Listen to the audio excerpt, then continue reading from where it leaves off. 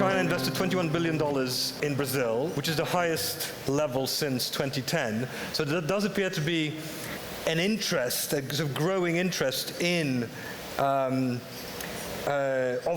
China in Brazilian investments. Paulo, I'd like to start with you. So Rio Bravo Investimentos, a boutique investment shop here in Sao Paulo, has a Chinese owner, Fosun. What is it like to work for a Chinese owner? Yeah, that's a fantastic question to ask, because it's also got to do with what is it like to relate to China as the country and the business model in China. Ever since Fosun acquired just a little bit over half of the company, and so our original partners are still there. I'm a partner, so we run the business very much as the partnership that we built, and that already says something about it. I was thinking about how, say, the US expanded in the 30s, the 40s, and the 50s, and the 60s, and it was very much an expansion based on sort of the Hilton Hotel model and the Ford model and the GM models and the manuals. And it seems to me like China has a more spread out, somewhat more chaotic expansion process, and they speak of thriving in chaos, and so there is an element of... That's interesting, but that's exactly the opposite of the general perception that people have of Chinese progress. In which you think, oh, this is a very centralized command and control economy, and that's why there is a mystery in this, right? But the fact is that they should feel right at home in Brazil. Well, yeah, oh, absolutely, and I think they were very courageous to have bought half our company 3 years ago when everything was going so poorly here. And the fact is that they not only did that, but then they followed the steps of our advice, and they bought a large building, Sucupira, for various hundreds of millions of dollars, and we leased up that building successfully, and then subsequently they acquired a distribution platform for financial products which we want to match with Rio Bravo, which is Guide. All of that taking risks that other investors, I think, because of their time horizons, weren't necessarily willing to do. So China has this advantage to it. Everything is very long term. Now, as I said, they're also... when you say long term, what do you mean? They mean 5, 10, 15, 30? They tend to say that they don't really care about 3 to 4 years. And generally, your relationship with an American is very directed to 3 to 5 years. Something has to happen, beginning, middle, and end.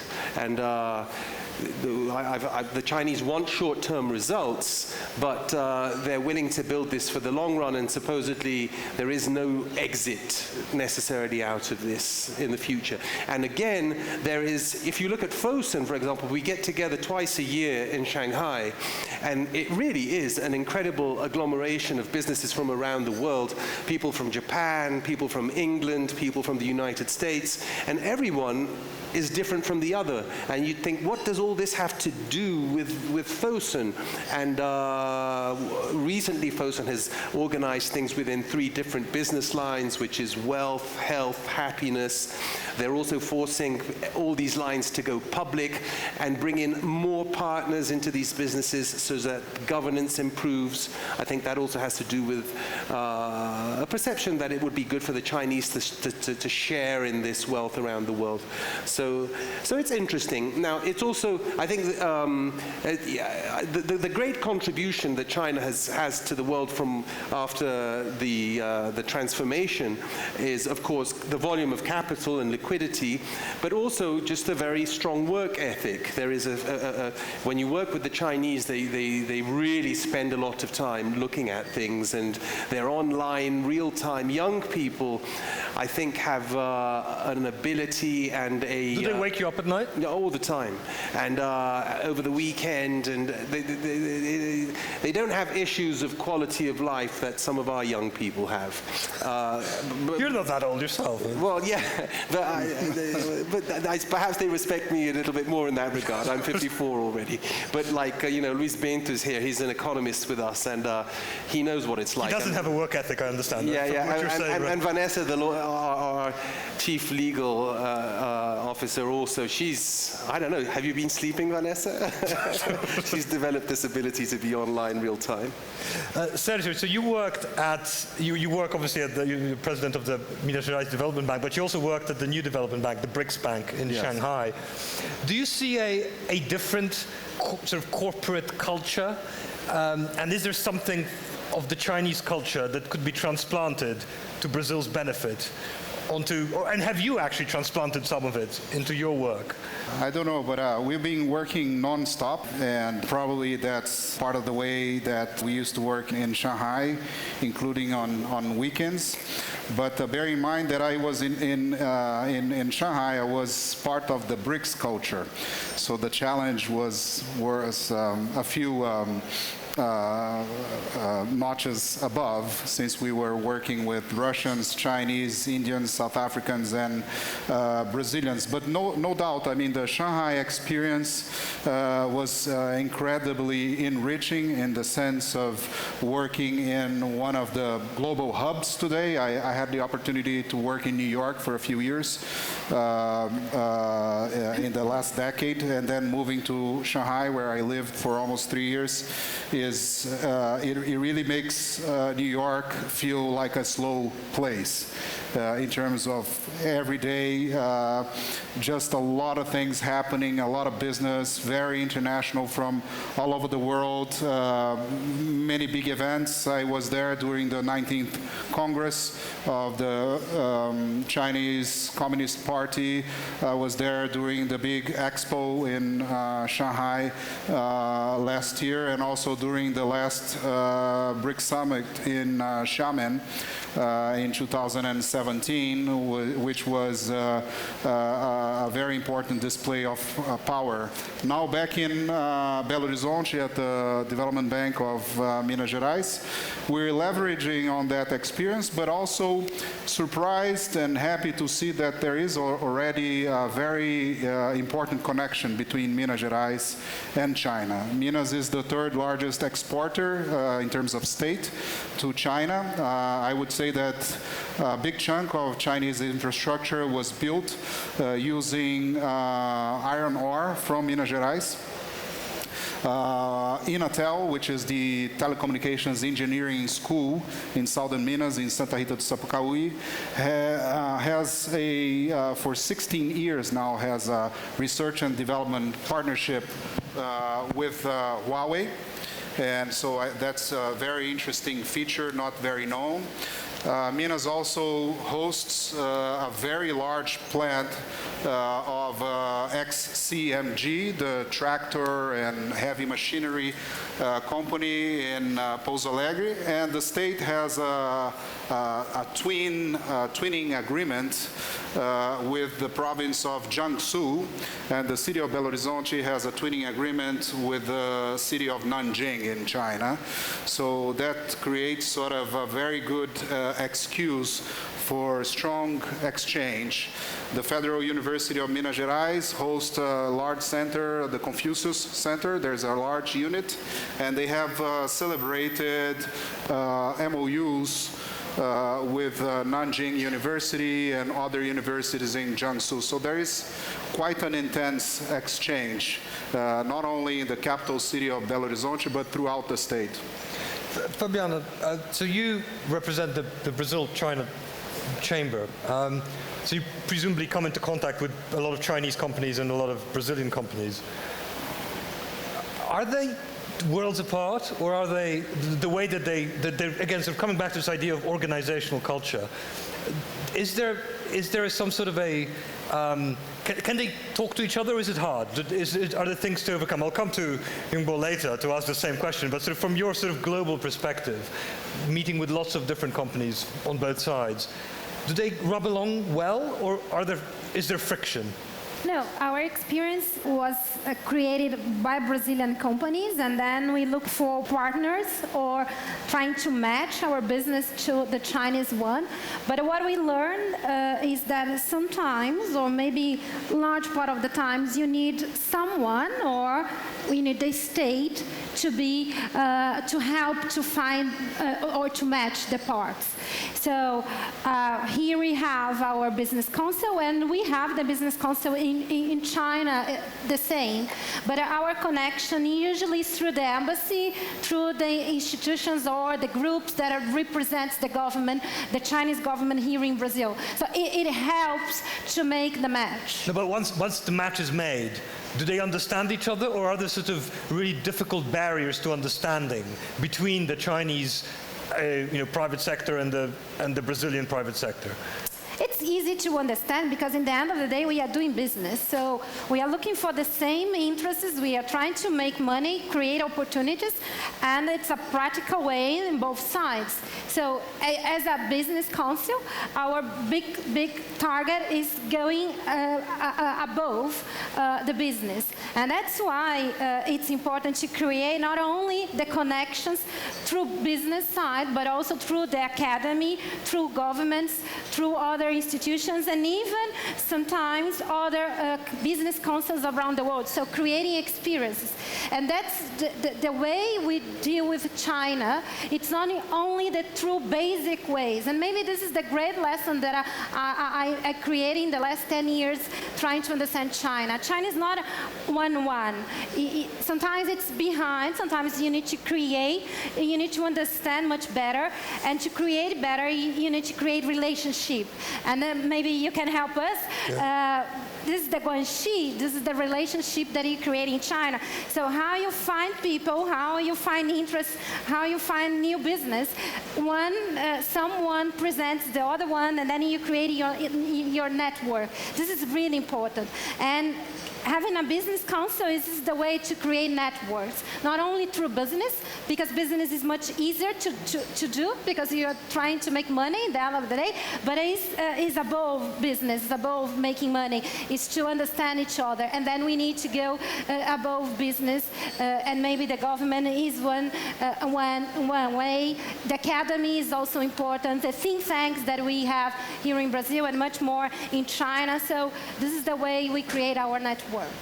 Junbo, so you've been in Brazil for about a year and a half. Yeah. And you obviously, you also bought a Brazilian company.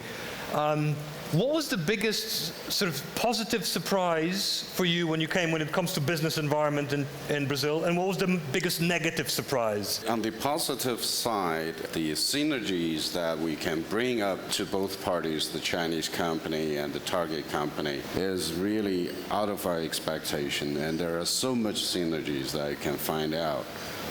Probably because we choose the right target, and although it's a private company,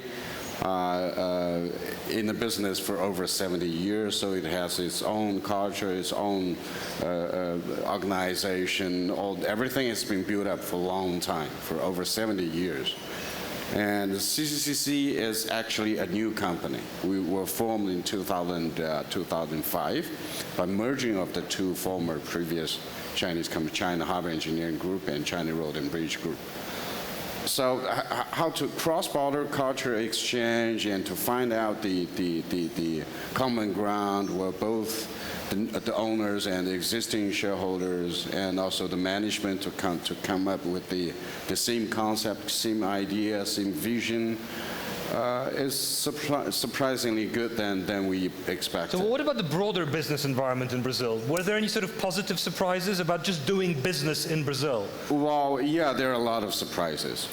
We take Brazil as a tremendous opportunity, a country of tremendous opportunity, since everybody understands that the logistic facility is really behind the growth of the economy. So it becomes actually the bottleneck. So we believe there are much more chances. But eventually, once you get into the business itself, you'll find more and more challenges along the way. Every single step you'll be having. So what sort of challenges did you face that maybe you weren't expecting? Because lots of, everybody expects some challenges in Brazil. Yeah. Well, as foreigners come into the country, I think the first issue is about the social security. When you have such high crime rate, and it's something really you have to think about every time behind your neck. You need to watch around any moment when you work on the street. We do have most of Chinese employees and visitors, business visitors, who have been robbed and this kind of issues. So it's one of the issues that we need to educate our people to have such self-awareness and alert all the time. And of course, we hope that the government could do more on combating the crime rate as one of the common issue. For our particular business sector, I think investment in infrastructure projects are normally huge amount of investment in a single project. It's big project, big investment, long-term, low return. So it's very difficult without government support. That's why I think PPP is much more popular in that particular area. Our government has to play a role. I mean, simply by privatization doesn't resolve the whole thing. We need to have much more business models, reforming of these business models, providing more opportunities to attract foreign investors investing in long-term infrastructure projects. So what about the differences between investing and doing business in Brazil versus CCCC doing business in other parts of the world? Well, it's quite different. Brazil is very, very different from others. Well, CCC has business across the world over 150, about 160 countries. We're very much dominant in African market, in Southeast Asia, South Asia, Middle East even, and but not in South America. It's a new wave, new start in South America, because we see the between the two economies, that the complementary is so much. You know, China depends on Brazil, South America for a major portion of it. From its the dependency on the South American market is so huge that we cannot ignore. Now it's the largest trading partner, the largest source of investment, and it's a strategical partners between the two countries. So there are tremendous opportunities. However, the business model, the system, there are a lot of differences. You know, in the less developed countries like African countries, I think China can very easily adopting its existing capacities, experiences, financing capacities to bring up all the way to one single project from A to Z. Of course, it's not it's the easiest way. Let's put it that way. It's the easiest way to develop for certain major projects, like a rail project, 500-kilometer railway project in Kenya. We built it in 2.5 years. You know, with all the financing, technology, equipment, construction, design, everything in 2.5 years for 500 kilometers. Here, we're talking about a railroad for 10 years and it doesn't happen anything. So it's totally different. And the regulation system is totally different. The environmental requirement is totally different. The procedure, the bureaucracy, it's very different. So for us, the choice of buying Concremat 82% of the shares is not just to buy a company. We want to build up a local platform so that we can understand the local market better. And we do have local forces in that case whenever opportunity comes. So adopting our experiences in other countries, in China, around the world, and connecting these experiences and capacities into the local platform. That will give us the competitive edge for both having international capability experiences and local knowledge and experiences. We believe we can do a little bit better than others is because of this. You see, this language, the platform, is something that you hear a lot in China, which is as they saw Concremat and Fosun saw in Rio Bravo. It's like a staging post. Yeah, this is my bridgehead, and then the people there will help me understand the business environment and will help me not make the mistakes that I would make coming from somewhere else, and then from there I build on. Rather than, as I said, a US post-war model of, you know, this is the manual, this is how you build the hotel, this is the McDonald's, just do it this way and these will be the results. I see China doing things in in a different way. Fabiano, I want to ask, looking the other way, so looking for opportunities for Brazilian companies in China, are Brazilian companies doing something similar in China, sort of creating this bridgehead to try and understand the local market, or is it a different model? The Brazilian experience in China is really as a child. In the past, when Brazilian economy was much better, it was easier to experience. So a lot of Brazilian companies, especially related to industrial segment, went to China to explore the Chinese hub, low cost, labor intensity. And it was an experience to test, to know the economy, or at least to be there to know what's happening. And then we faced a lot of challenges in Brazil, and then Brazilian companies just said, it's not time to spend time and money in something that I'm not the expert. What we see now is that Brazilian companies are much more aware what is China, and does China make sense for my business? So for agricultural, there is a meaning, so you go there to watch. Or more than that, to match experience. So what's kind of cool at this moment is that Brazilian companies do China trip to know Chinese startups. So let's watch what they are doing. Maybe I can have some experience, or maybe I can bring some knowledge to Brazil. So at this time, I do not see a huge amount of Brazilian companies going to China to make business, to open a branch, or to open a plant to produce in China. But at the same time, the exchange experiences are much higher, much more intense than in the past. So it's an obligation to go to China to know what they are doing in any segment, especially in this new trend, the technology. What's the Chinese technology? What they can teach us? So I see that at this moment it's much more on experiences, exchange, or business opportunities than opening a plant. Are you producing China? Because this is not the game that we are watching, not only for Brazilians, but for the whole world. Sergio, so I want to ask you about sort of development models for Brazil and China, and how they sort of, whether they complement each other or whether there's friction. So on the one hand, the Chinese development model is sort of world famous and adopted by a growing number of countries. This sort of idea of state capitalism, right? State-led capitalism. Brazil sort of had that, or tried that model for a while. It didn't work so well here. So from the mid-2000s and for about 10 years. And now, as we heard today during the earlier panels in the morning, there is a retreat towards a sort of, a more fully blooded capitalist model. It's almost American, right? There's a lot of talk about that.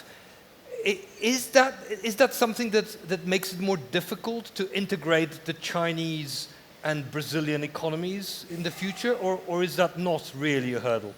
Well, I think that's a great question, and I think there is a underlying debate on that. I mean, China is a state-led model, and NDRC, the National Development and Reform Commission, is at the center of that. As we know, preparing the 5-year plans, and also more recently, President Xi Jinping also created this very senior advisory post. What is interesting about China and the experience that I had living there is the role that the think tanks and the universities play in terms of absorbing and studying different models around the world. And somehow the centralized model breathes. So it's not a model like the one in the Soviet Union that was very rigid. It's a centralized model, but it breathes, and it's able to update very quickly itself. And on top of that, they have meritocracy. So they have kind of a very large HR department of the Chinese Communist Party and administration, and they are able to filter the best and even to recruit the best at the best schools, at Tsinghua University, at Beida, the Peking University, at Fudan Dashui, the best university in Shanghai. They're able to recruit these talents, and that's how they're able to have very able managers. And when that doesn't work, they're able to create structures such as Fossum, right? The very beginning of Fossum, that was founded by the former Secretary General of the Youth of Fudan University, was to acquire non-performing state-owned enterprises and do the turnaround. That's how they became famous, and they started doing that in a niche, and then they expanded, and now they're a big company. So it's very flexible. And I think that we have a lot to learn around that. It's very difficult to just label China as a state-led, kind of a Politburo, Soviet style. That's not the experience that I had. Is this something that could happen in Brazil, or is it desirable, or is the Brazilian model, does it have its own advantages, which the Chinese model doesn't? Listen, I think that we have other challenges. I mean, we don't have a unique party. We're now in a political transition, right? We are maybe at the end of a bumpy road period for us. We have a different system. I think it's difficult to replicate. I think the interesting thing is how will we establish a win-win cooperation, positive dialogue. So in the case of Minas Gerais, we are governed by a governor that was elected by Partido Novo, Government Romeu Zema, who was very, very courageous in bringing to his team people with a technical profile. So I was hired and participated in a selection process from Shanghai and straight to Belo Horizonte. And it was the same case with the other heads of the secretaries and other state-owned companies there. And he has a very pragmatic approach at the same time that he has a liberal economic view of conception of the state. He understands that it's very useful to use the development bank of the state. We're one of the few states in Brazil that still has a development bank that is completely non-dependent on state funds. So I just came back today from Europe, where we signed a $100 million agreement with the European Investment Bank. Our rating is 3 notches above the rating of the government. So we are leveraging that platform for all the investment opportunities that we are able to cope, and we're trying to mobilize private capital also with that platform. Paulo, I wanted to ask you, we've heard quite a bit about what Brazil can learn from China, but what can China learn from Brazil? What can Fosun learn from Rio Bravo? Well, the first thing, let me go back to what you were asking Suchodolski here, which is it would be a tragedy if Brazil implemented a public administration system such as the one in China.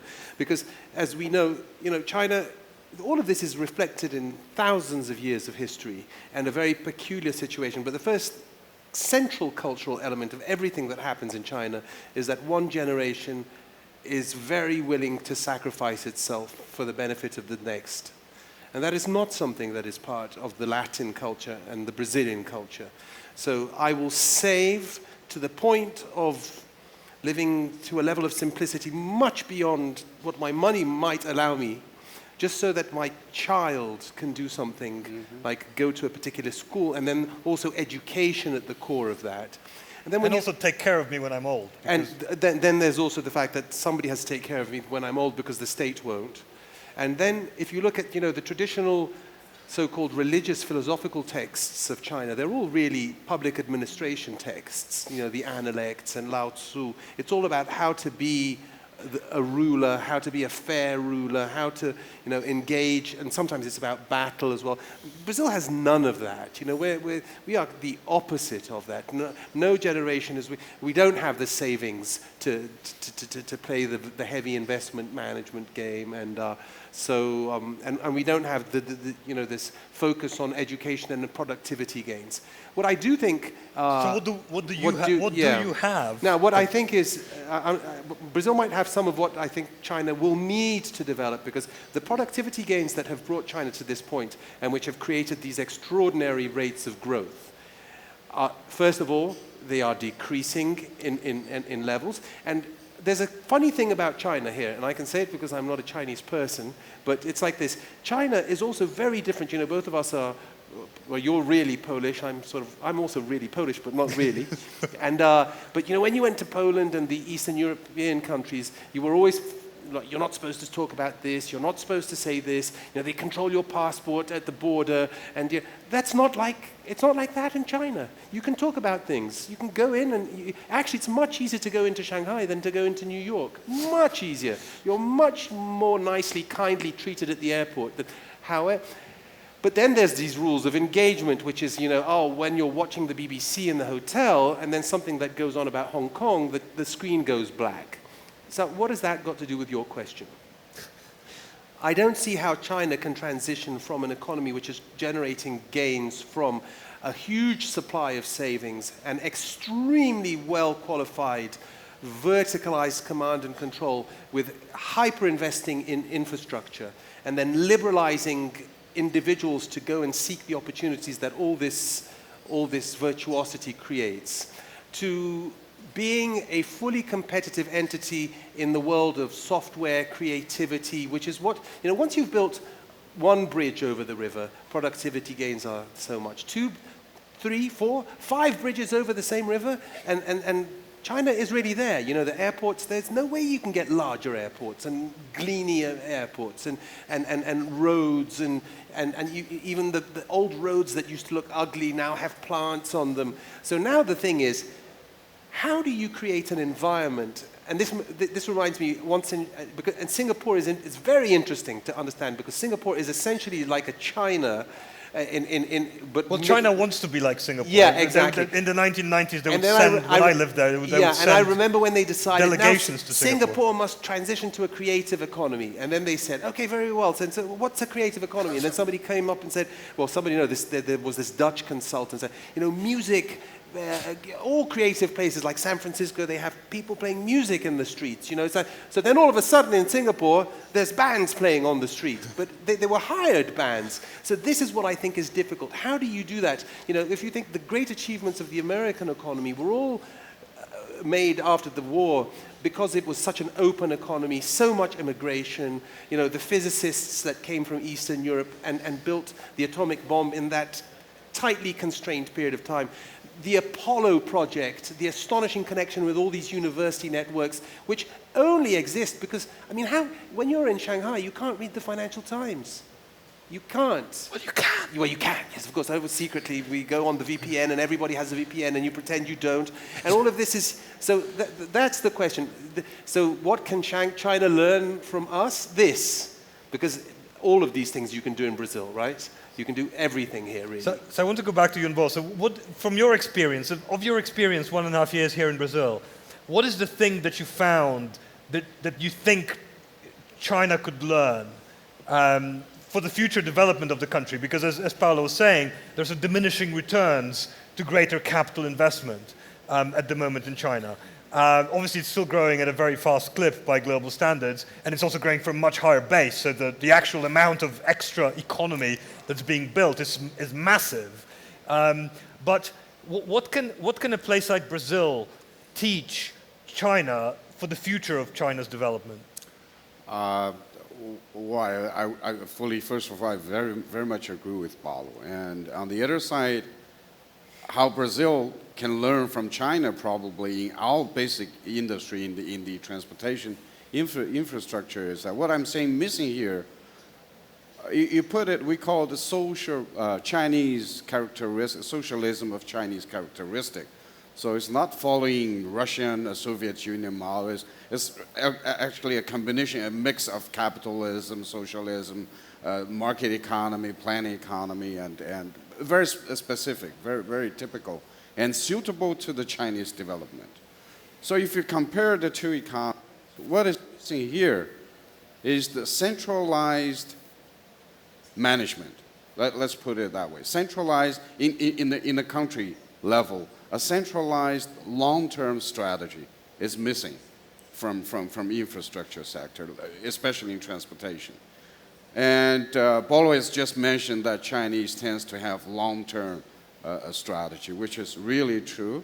And everybody comes here want to establish their business, not just only for 1 or 2 deals. They want a long-term, 10 years, 20 years, 30 years. I don't have any exit mechanism for our acquisition for concrete match, meaning that we want to own this company permanently, and we are investing in the port project, which is we don't have a concession period. It's privately owned, so if you wish, you could own it permanently.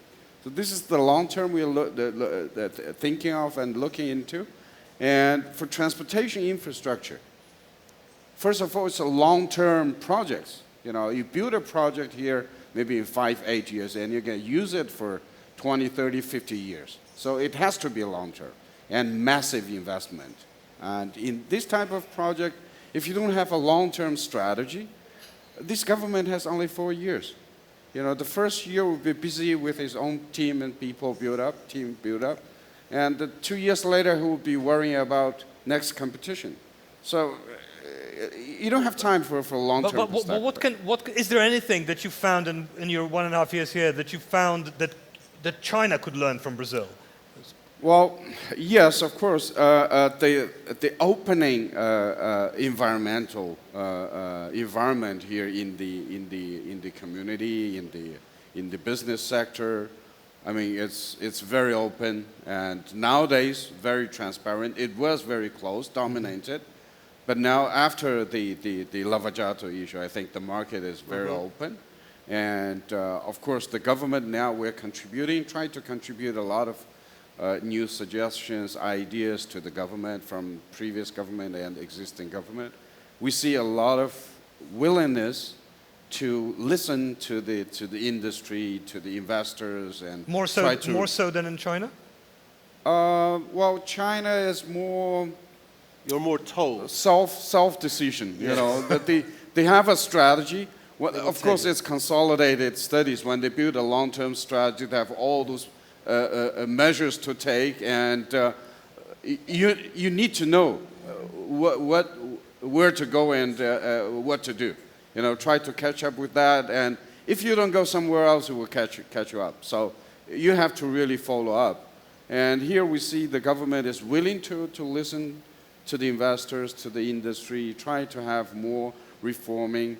I think we can learn a lot from that. Right. Yeah. One thing just quickly, they love soccer, adore soccer. Xi Jinping loves soccer as and well. when they come to Brazil, you have to get the places at the soccer matches and everything. It astonishes me that, well, it doesn't astonish me. Didn't they just nationalize a player? The Chinese team now has a Brazilian That's going to soccer happen player. eventually, because they're wild about making it to the World Cup and actually doing something good, and they adore Brazilians in that regard, and there are some Brazilians playing there, and of course that would be a great business opportunity. But what does this say?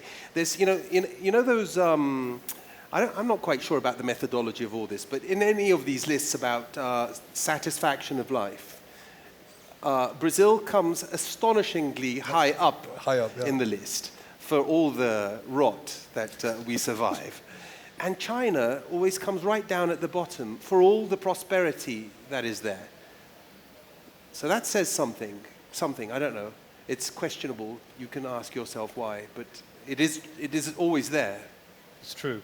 I would like a few questions from the floor. Do we have anyone? We have a question here in the front. Could we get a microphone?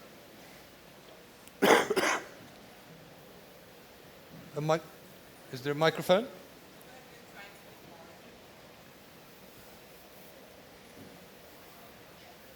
Hi, thank you. Maybe I'll start my question with how you ended your speech on the rot we endure as Brazilians. I think, I've never been to China, but I think we as outsiders of living in China have a sort of maybe wrong or right interpretation of what all this that you guys have been talking about around Chinese coming with massive interest into Brazil. I think you talk a lot about opportunities, but if we think back to the panel right before lunch where we're talking about the critical juncture we are today in our country around environmental potentially environmental changes to regulations and the way we we protect and conserve our environment. We obviously saw last week our civil society caring, and I think that's explains a bit of the difference between how we Brazilians care for our standards of living and how we perceive our presence here and our ability to take care of what we have and what we want generations in the future to have.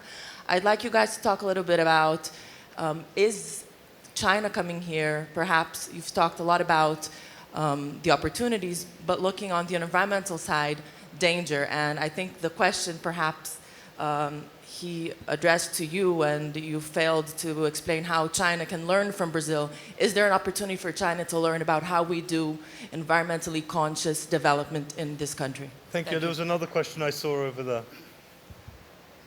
Hi. Hello. Hi, my name is Danilo Barba. I'm from Negócios em Pauta podcast.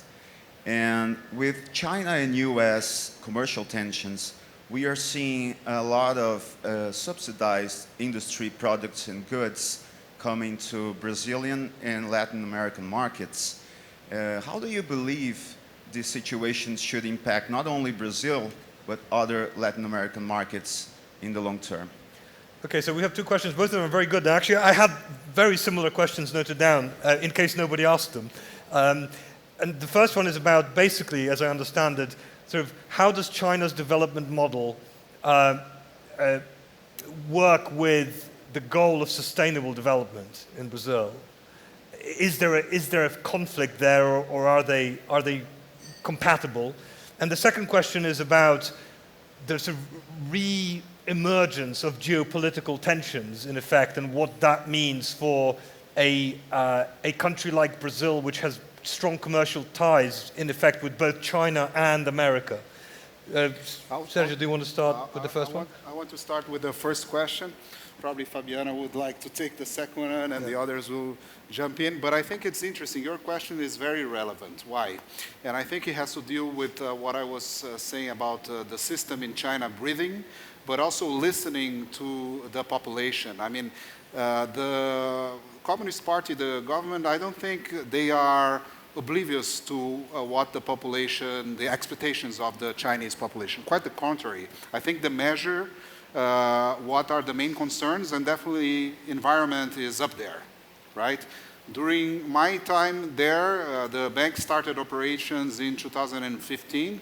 In 2016, with a lot of help from the Central Bank of China, PBOC, the NDB was able to issue green bonds denominated in local currency in the Chinese market. It was the first multilateral development bank to do that in China, and the issuance was 3 times oversubscribed, right? This is a very clear example. The other example is that one of the advisors, senior advisors back then of the central bank governor, was very active in the COP in Paris, the Paris Agreement, and then again at One Planet Summit when they celebrated 2 years after COP. And probably the Chinese were the ones making the commitments that were the most solid and concrete in terms of specific regulations they were changing, in terms of creating a lot of incentives, such as if you live in Shanghai and you buy a car,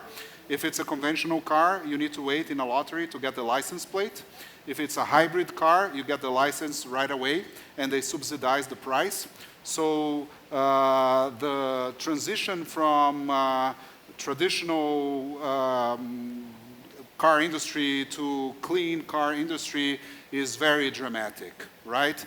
If you look at, I think a good example for Brazil in terms of the solar generation, in terms of the technology, how much we were able to improve in the past few years, and how much cheaper the solar panels became.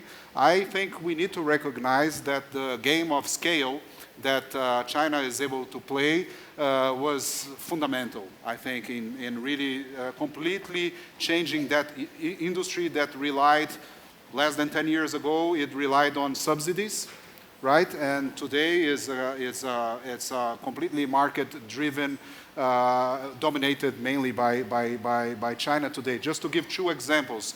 Also, they were working very hard to recreate the carbon market in a different way, learning from the European experience that had many problems. And there was also decision around the provinces around Beijing to switch dramatically from coal power generation for heating in the winter to renewable sources. And that has decreased the amount of pollution in Beijing from one year to another, just from 2017 to 2018 in a very dramatic way. Which was also in response to a sort of bottom-up grievances of many Yes. Chinese people, right? Yes. So it was a response. And the last thing I want to reference is from a geopolitical point of view. I think the Chinese were very strategic when they saw that Donald Trump was leaving the agreements, was leaving the support from the Paris Agreement. Remember, Xi Jinping went to Davos. I think it was the year 2017 or 2016. 17. Yeah. And he made a very, very strong speech committing and really occupying this leadership role around climate finance, around Agenda 2030. So I believe that this is very interesting and creates a source for dialogue between Brazil and China that is very, very positive, and that we, the Development Bank of Minas Gerais, we're fully aligned with Agenda 2030, with the SDGs, and we are using that source of dialogue, those frameworks, to do fundraising in China at very interesting rates. So, and Fabiana, I wanted to, unfortunately we've run out of time, but I would like to get a sense from you for the second question about whether Brazilian firms are feeling being torn between these two geopolitical camps. I mean, for all the talk of sort of these mini trade deals and sort of the tensions keep flaring up, President Trump is clearly, antagonistic towards China. Do Brazilian companies have to make a choice between, and by extension, does Brazil have to make a strategic choice between getting closer to China and remaining close to the United States? I don't think so. We must treat that those frictions, those tensions will be present in the next years. I do believe that we are not going to have a final solution in the next month. So we must treat that it's given, and we can make a lot of business in both sides. We must, but before that, we must know what we want to have or want to be. So the discussions are here, and then of course, we are going to match and find solutions not only in China or the US or in any place. So Brazil is open. When a lot of people discuss infrastructure, we are open to any country. So where can we find the best? So I don't think that, and that's why we must track the present agenda. Now, Brazilian president is in China doing business. We have a lot of opportunities, and maybe in 2 months he's going to the US. So I don't think this is the best recommendation. We must play our own game, and our own game is to recreate and reopen. We discussed it in the panels in the morning. Brazilian economy is opening again, so this is time to make maybe the retrend, the world is trying to close, we are trying to open, and making opportunities in those tensions at this moment. And what we learn in the history is that being closed is not the best deal, the best game. And then we can play the game trying to make not only China and the US, but the whole world business. Right, thank you very much. Unfortunately, we ran out of time. I'm sure we could go on for Oh, sorry, go ahead. Sorry, excuse me. I just want to add one point to the lady's question about environmental protection. We would say that... Yeah, okay.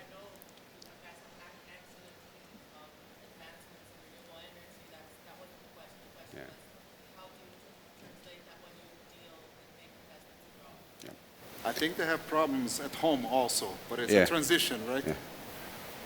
Of course, China has a lot of problem with environmental during the construction and development for the last 30 years, 40 years, which has been tremendously exchanged now. Now we have a lot of improvement on the environmental things. One thing we can learn is that the Brazilian has excellent legislation, in matter of environmental regulations, procedures, authorities.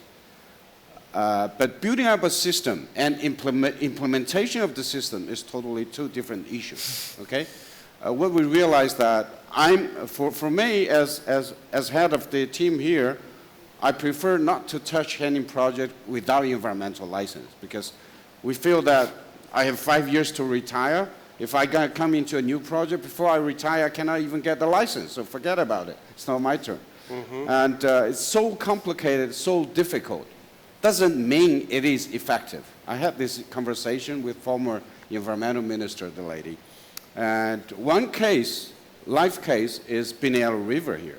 We have such strict regulations, procedures, bureaucracies to control, supposed to control everything very well. But the river is polluted so bad, nothing can be done. Nobody is doing anything.